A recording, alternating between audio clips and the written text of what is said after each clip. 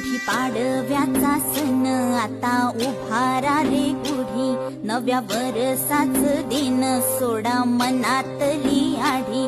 गेलं साली गेली आढी आता